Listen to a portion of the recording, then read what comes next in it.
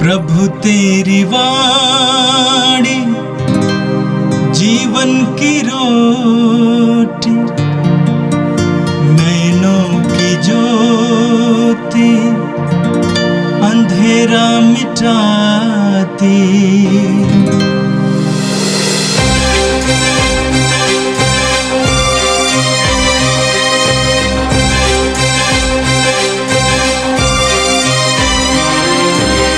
प्रभु तेरी वाणी जीवन की रोटी, नैनों की ज्योति अंधेरा मिटाती।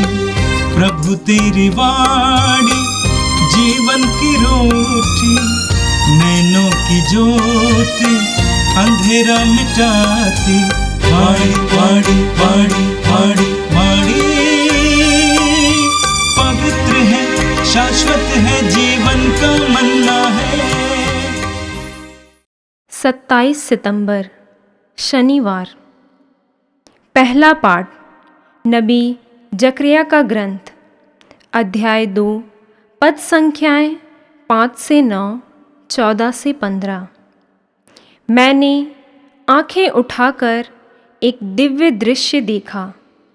मैंने हाथ में नापने की डोरी लिए हुए एक मनुष्य को देखा और मैंने पूछा, आप कहाँ जा रहे हैं?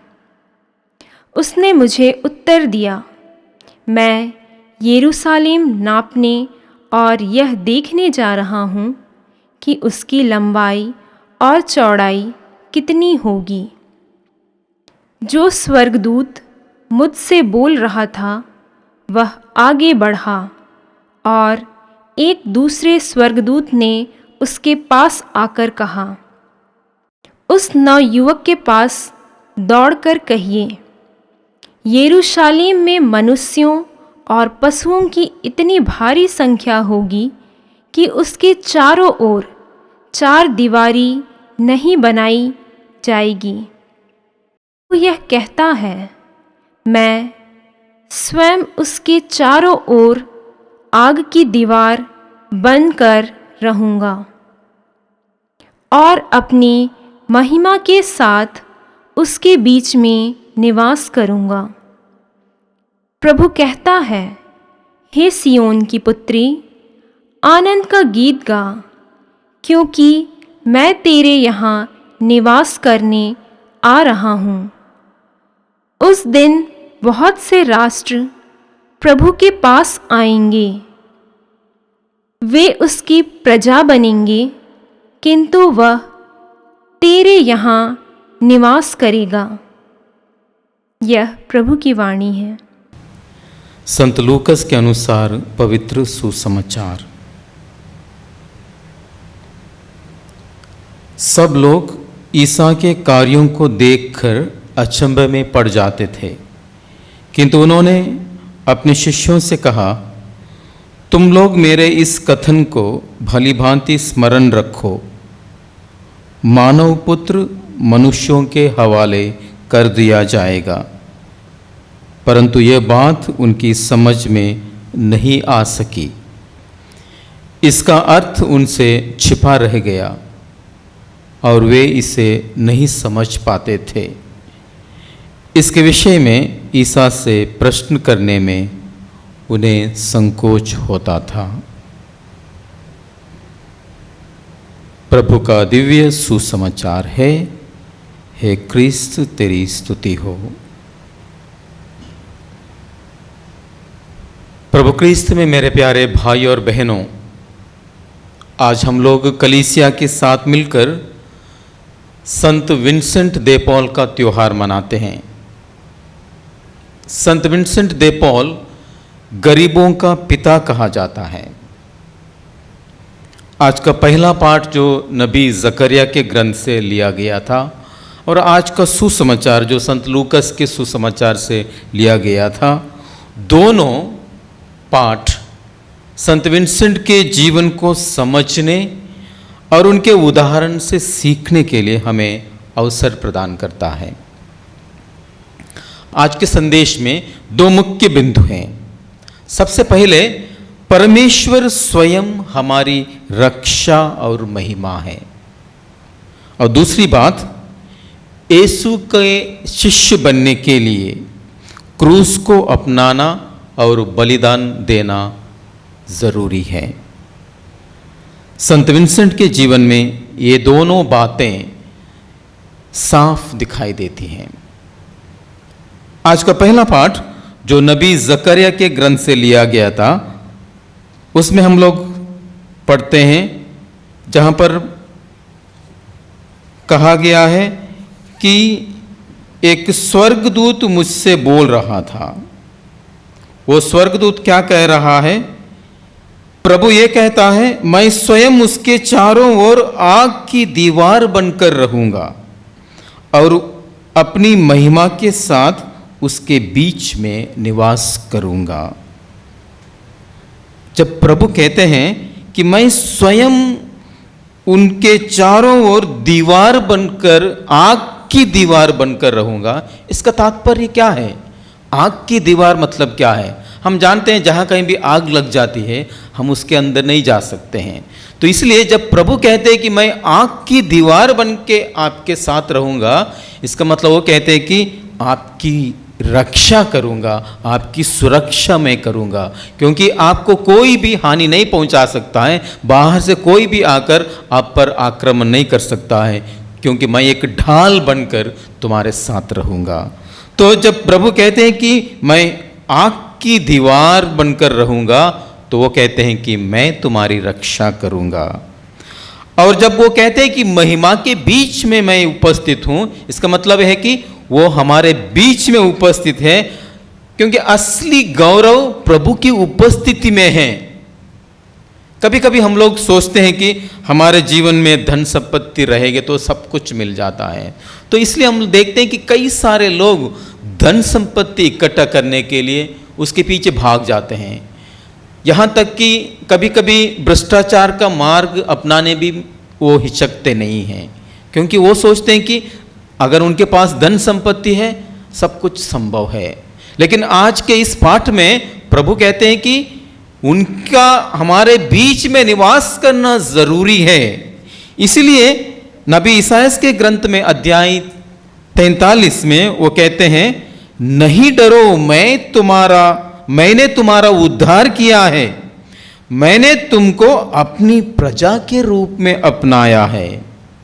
और इसीलिए वो सुरक्षा प्रदान करते हुए वो आगे कहते हैं, यदि तुम समुद्र पार करोगे मैं तुम्हारे साथ होऊंगा, जलधाराएं तुम्हें बहाकर नहीं ले जाएंगी, यदि तुम आग पार करोगे तो तुम नहीं जलोगे, ज्वालाएं तुमको भस्म नहीं करेंगी, क्योंकि मैं प्रभु हूं, तुम्हारा ईश्वर हूं।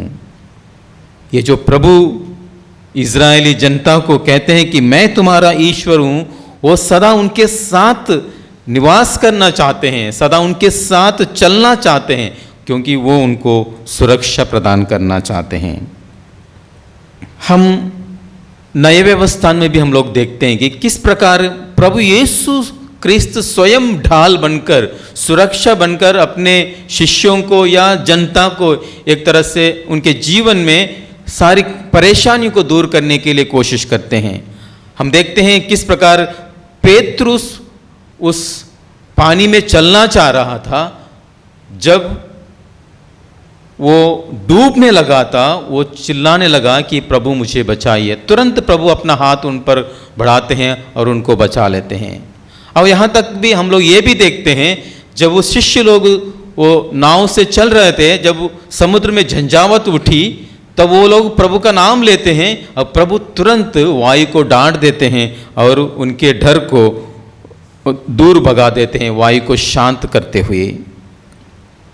और हम जानते हैं ईश्वर ने संसार को इतना प्यार किया कि उसने अपने इकलौते पुत्र को इस संसार में भेज दिया, और उसी प्रभु यीशु क्रिस्त ने क्रूस पर मरते हुए अपना जीवन निछावर किया, क्योंकि हम सभी लोगों को वो पाप के कलंक से बचाना चाह रहे थे। और इसीलिए आज के सुसमाचार में वो स्पष्ट कहते हैं कि मानव पुत्र को क्रूस उठाने की जरूरत है। लेकिन आज का सुसमाचार का पहला वाक्य कहता है कि वो प्रभु के शिष्य उनके चमत्कार देखकर अचंभे में वे पड़ गए थे, क्योंकि उन्होंने कई सारे चमत्कार देखे थे।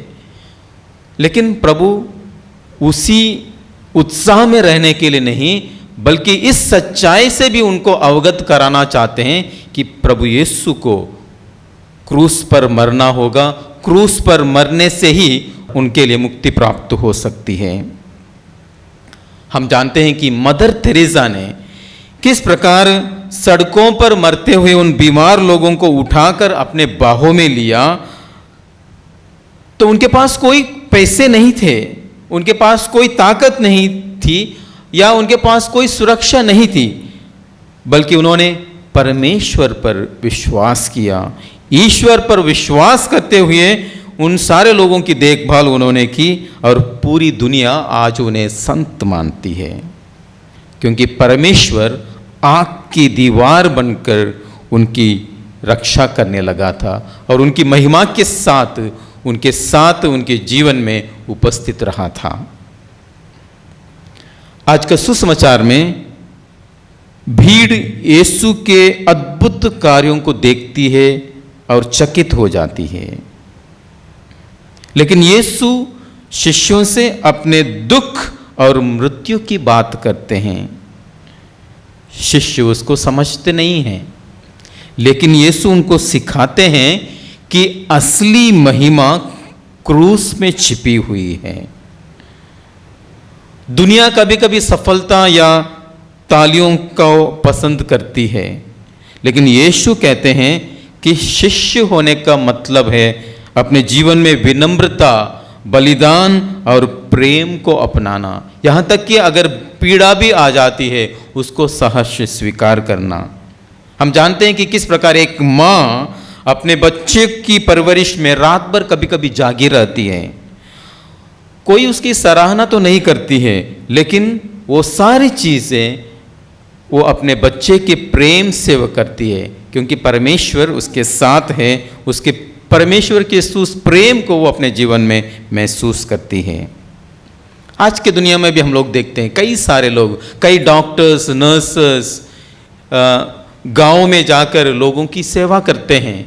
कभी कभी उनको पर्याप्त तनख्वाह तो नहीं मिलती है, लेकिन उनका पूरा विश्वास है कि ईश्वर उनके साथ है।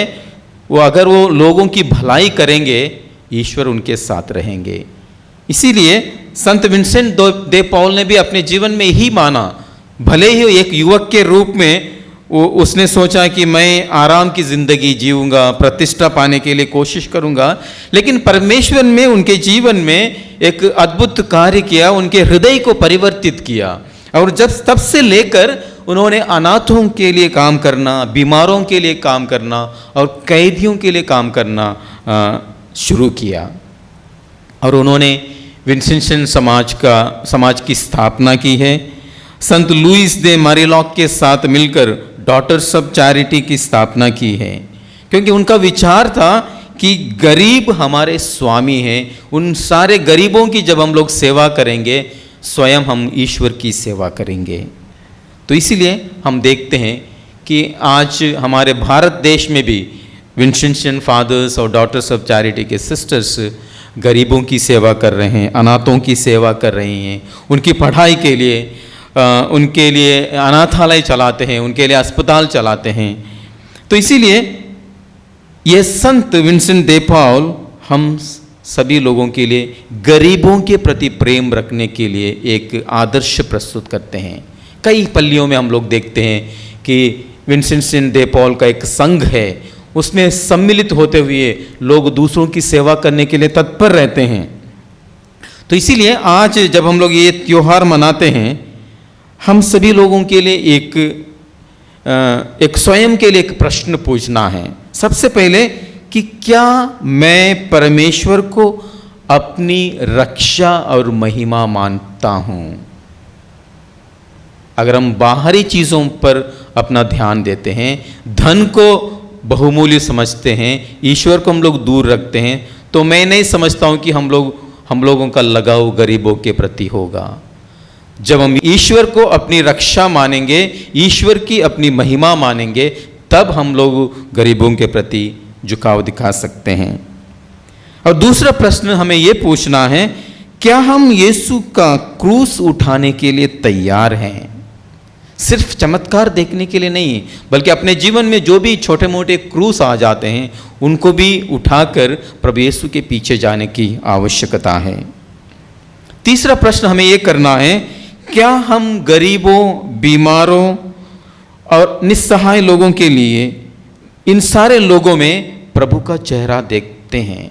क्या उनकी सहायता करने के लिए, उनकी सेवा करने के लिए हम लोग तत्पर हैं? आज हमें अपने परिवार में ये अवलोकन करते हुए देखना है कि क्या हम और अधिक धैर्य, प्रेम और क्षमा दिखा सकते हैं हमारे परिवार में। हमारे गिरजाघर में क्या हम गरीबों, ज़रूरतमंद की ओर ध्यान दे सकते हैं? और मेरे वैयक्तिक जीवन में क्या मैं अपना स्वार्थ छोड़कर दूसरों के लिए जी सकता हूं? जरूर हम लोग अपने पल्लियों में देखते हैं छोटे मोटे समुदाय हैं जो दूसरों की सेवा करने के लिए तत्पर हैं। कभी कभी अपने कोई राशन किट बनाते हैं या कोई संडे मील या मेडिकल कैंप बनाते हैं।